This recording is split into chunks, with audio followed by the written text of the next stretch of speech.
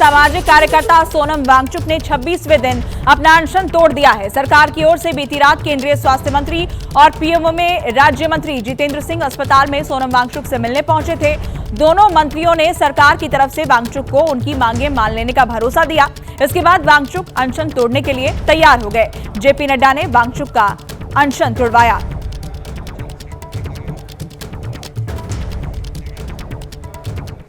तो पिछले 26 दिनों से भूख हड़ताल पर बैठे सोनम वांगचुक ने अपना अनशन खत्म कर दिया है। इस खबर के सामने आते ही जंतर मंतर पर प्रदर्शनकारियों की खुशी का ठिकाना नहीं रहा। सीजेपी समर्थकों और छात्रों ने ढोल नगाड़ों के साथ जमकर डांस किया और जश्न मनाया। हालांकि वांगचुक का अनशन भले खत्म हो गया हो, लेकिन प्रदर्शनकारियों का साफ कहना है कि जब तक उनकी मांगे पूरी नहीं होती, जंतर मंतर पर उनका धरना जारी रहेगा। सीजेपी ने आज देश भर में प्रदर्शन का ऐलान किया है। पार्टी ने जिलों और शहरों में शांतिपूर्ण तरीके से इकट्ठा होकर प्रदर्शन की अपील की है और इसे लेकर एक पोस्टर भी जारी किया गया है। पार्टी नीट पेपर लीक को लेकर शिक्षा मंत्री धर्मेंद्र प्रधान के इस्तीफे की लगातार मांग कर रही है। Should be a genuine demand by genuinely concerned people, in this case youngsters.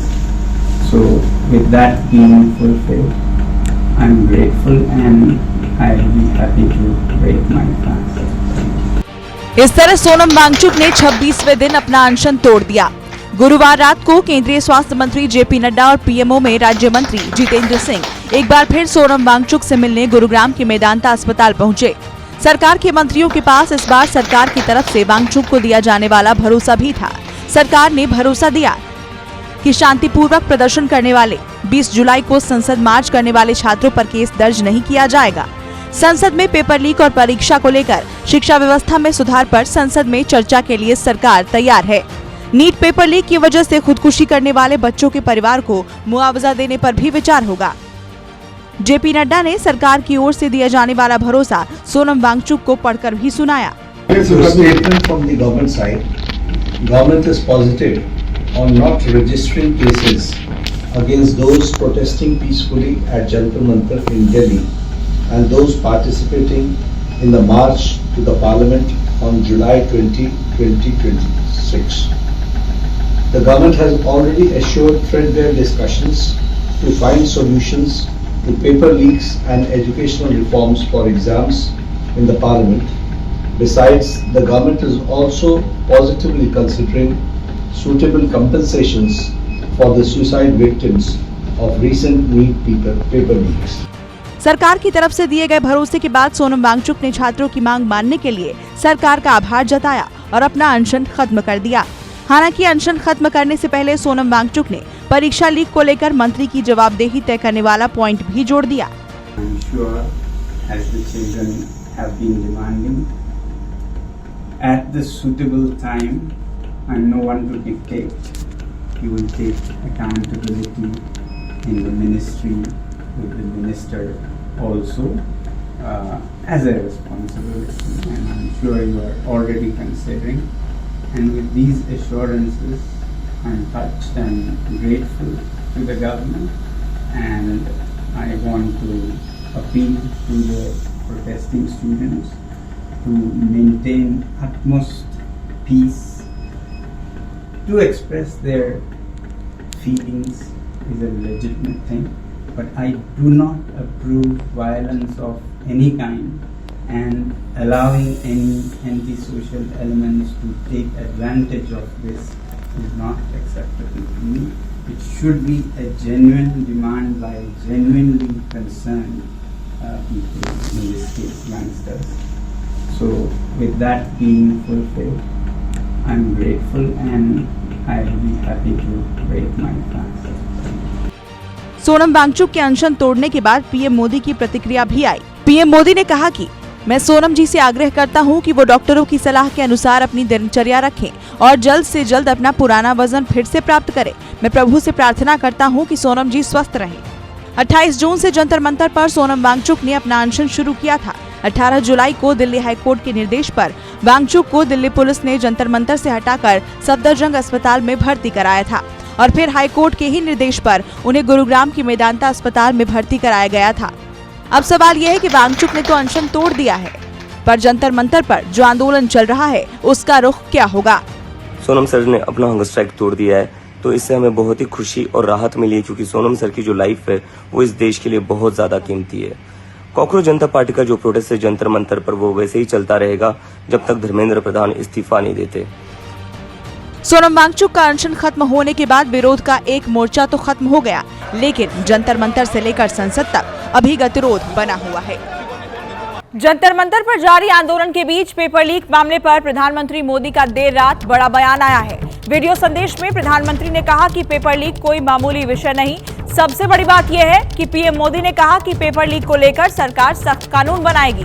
इसके लिए मसौदा तैयार कर लिया गया है। आज कैबिनेट की बैठक में इस पर मुहर भी लग जाएगी और संसद के मौजूदा मॉनसून सत्र में ही संसद में बिल पेश भी कर दिया जाएगा।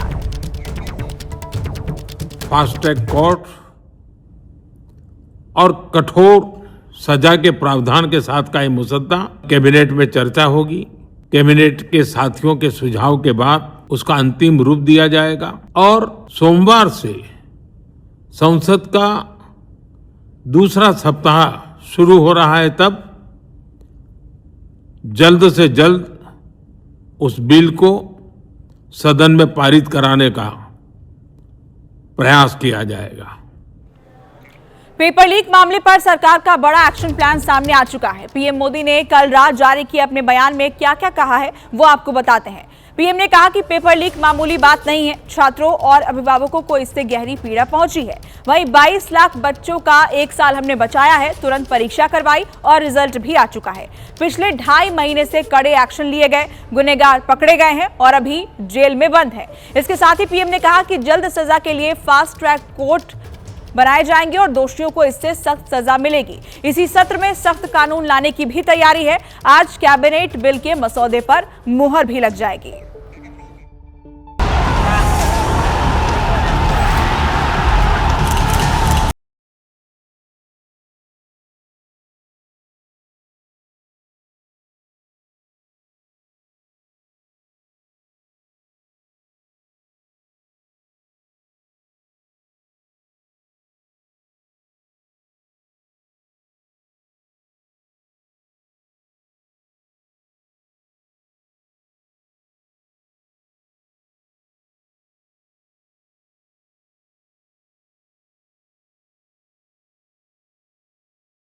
तैयारी है।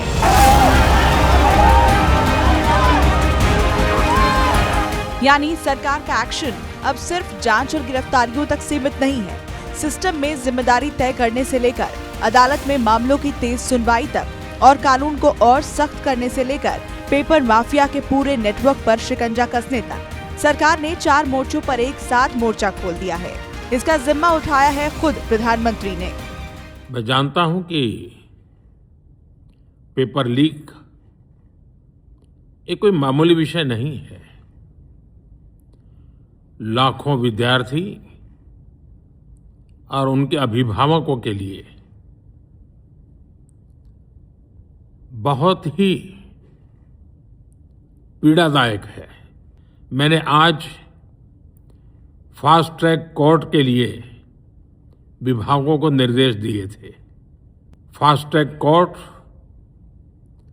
और कठोर सजा के प्रावधान के साथ का ये मुसद्दा कैबिनेट में चर्चा होगी। पीएम का निर्देश मिलते ही न्याय व्यवस्था भी एक्शन मोड में आ गई है। पेपर लीक के पूरे नेटवर्क पर शिकंजा कसना शुरू कर दिया है। दिल्ली की राउज एवेन्यू कोर्ट में विशेष फास्ट ट्रैक कोर्ट का गठन कर दिया गया है, जहां वरिष्ठ जज अनु ग्रोवर बालिगा हर दिन मुकदमों की सुनवाई करेंगी। बदलाव प्रशासनिक तंत्र में भी हो रहा है। उच्च शिक्षा सचिव विनीत जोशी को हटा दिया गया है और उनकी जगह कमान सौंपी गई है 1994 बैच के IAS नरेश पाल गंगवार को। अब सरकार की नजर सिर्फ आरोपियों तक पहुंचने पर नहीं, बल्कि उस पूरे सिस्टम को दुरुस्त करने पर है, ताकि भविष्य में कोई पेपर लीक करने की हिम्मत न जुटा पाए। कानून को और सख्त करने की पूरी तैयारी है। पेपर लीक घटना से अब तक पिछले 2.5 महीनों में अनेक विध कदम उठाए गए। गुनहगारों को पकड़ा गया है, वे जेल में पड़े हैं, लेकिन हम वहां पर संतोष मानने वाले लोगों में से नहीं। संदेश साफ है कि पेपर लीक की घटना पर सरकार पूरी तरह गंभीर है और अब किसी को कोई कोताही बरतने की छूट नहीं दी जाएगी। पीएम मोदी का जब देर रात संदेश आया तो उस संदेश में भी छात्रों का हित सर्वोपरि वाला मंत्र ही था। हमारा सबसे महत्वपूर्ण जिम्मा था कि विद्यार्थियों का एक वर्ष बर्बाद न हो। तत्काल परीक्षाएं लेना बहुत जरूरी था। सरकार ने अभी पूरी शक्ति का उपयोग करके कम से कम समय में 22 लाख जितने विद्यार्थियों के एग्जाम हो जाएं, इसका प्रबंध किया। और अभी 5-6 दिन पहले 19 तारीख को रिजल्ट भी आ गया। पेपर लीक को लेकर छात्रों में गुस्सा है, नाराजगी शिक्षा व्यवस्था में खामियों को लेकर भी है। सरकार भी ये बात समझती है, इसलिए अब खुद प्रधानमंत्री मोदी ने व्यवस्था को दुरुस्त करने के लिए मोर्चा संभाल लिया है।